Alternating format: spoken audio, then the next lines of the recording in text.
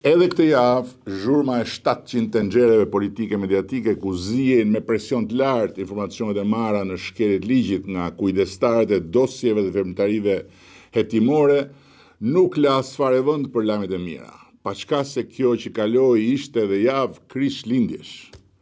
Pikërisht të javë doli rezultati i tremujorit 3 vitit, ku ekonomia shqiptare u rrit me 3,75%. Një ritëm rritje e mbi parashikimin dhe dukshëm më i lartë se sa mesatarja rreth e rrotullnesh, çka konfirmon performancën pozitive të ekonomisë sonë dhe reflekton një zgjerim të qëndrueshëm dhe të balancuar të aktivitetit ekonomik, të mbështetur nga konsumi, shërbimet, investimet dhe ndërtimi. Gjatë tremujorit 3 të vitit 2025, turizmi ishte motori kryesor i rritjes ekonomike. Të ardhur nga shërbimet e udhëtimit arritën në afro 2,3 miliard euro vetëm në këtë tremujor, duke çuar suficitin e tregtisë shërbime në rreth 1,9 miliard euro me një rritje vjetore 27%. Për ta bërë të prekshme për të gjithë, theksoj se kjo performancë e fortë e shërbimeve ka dhënë një kontribut të drejtë për drejtë në rritjen e prodhimit përgjithshëm kombëtar dhe në përmirësimin e bilancit të pagesave. Po ashtu, besimi investitorëve mbeti i fortë, edhe në tremujorin e tretë, investimet e huaja direkte arritën në rreth 450 milion euro me një rritje vjetore prej 10%. Paga mesatare bruto në Shqipëri u rrit nga 776 euro në 830 euro, duke reflektuar rritjet të ardhura nga puna dhe një përmirësim të mëtejshëm të gjendjes ekonomike të familjeve. Shqipëria e 700 tenxhereve politike mediatike ku zihen me histeri gjithë llumi i gjysmëvërtetave që janë dhe gënjeshtat më të mëdha, ku linçohen njerëz dhe familje pa asnjë gajle për lloj-lloj arsyesh të mos arsyes,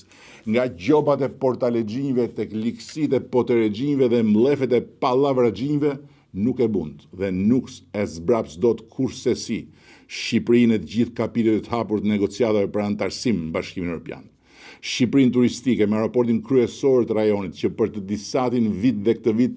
ka lënë mbrapa aeroportin historikisht kryesor në Ballkan, atë të Beogradit. Shqipërinë e transformimit digjital dhe të rritjes qëndrueshme ekonomike, ku paga mesatare ka arritur tani më në 830 euro. Shqipërinë e transformimit epokal të infrastrukturës, ku kantiere të reja hapen çdo vit, qoftë për arteriet e mëdha të vendit dhe qoftë për ato të voglat. Shqipërinë e sovranitetit energjetik, e cila brenda këtij mandati të katërt do të jetë eksportuese neto energjisë dhe s'do të paguajë më as 100 darkë për të blerë energji jashtë vendit. Shqipërinë e rilindjes industrisë ushtarake, e cila do të mikpres samitin e NATO-s në 2027 dhe do ta mbrojë ditë qiellin me dronët e prodhuar këtu në vendin tonë.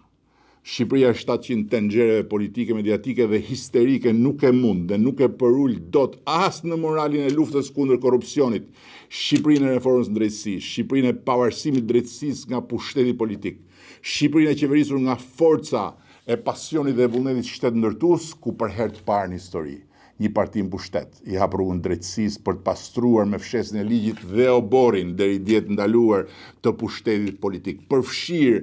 edhe pjesën e saj në ato obor. Kjo është Shqipëri, Shqipëria ime, Shqipëria juaj, Shqipëria e tyre që sot janë fëmijë dhe që meritojnë një vend të sundimit ligjit dhe jo të sundimit llumit, nuk do të mundet dhe as do të përulet dot nga Shqipëria 700 tenxhereve politike mediatike që nuk duan drejtësi për Shqipërinë, po duan destabilizim, duan rrëmuj, duan shkatrim në dëm të Shqipërisë, nuk duan drejtësi me ligj, po akmarrje me llum. Nuk duan drejtësi, po vetgjyqësi, linçime, poshtrime.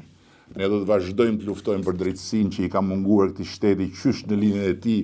100 e kusur vjet më parë. Ne do të vazhdojmë të mbështesim organet drejtësisë, me gjithçka kemi në dorë për të bërë detyrën e tyre dhe do të mbetemi garantët e palëkundur të reformës në drejtësi dhe të pavarësisë drejtësisë nga politika.